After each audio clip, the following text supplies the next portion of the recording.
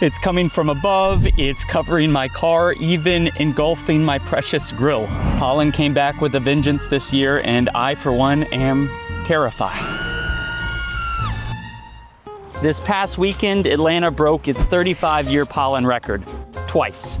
First, we hit 14,801 grains per cubic meter, then 11,159. Now let's put that into perspective.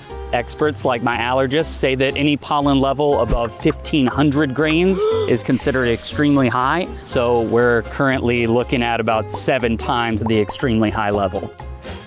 I did the math. That's not just a sneaky sprinkle of sugar on your morning cereal. It's like someone dumping the whole bag.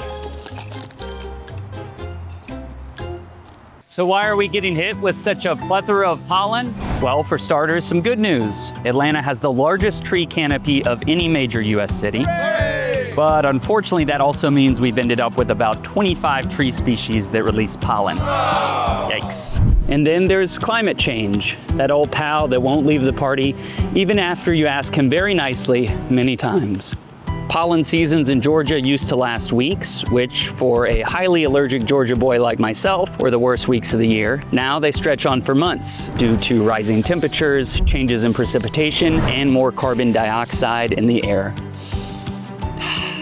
Before the depression sets in, we do have a potential long-term solution: planting more insect-pollinated trees as soon as possible. Species like southern magnolias and persimmons don't rely on wind to spread their pollen and ultimately produce less of it.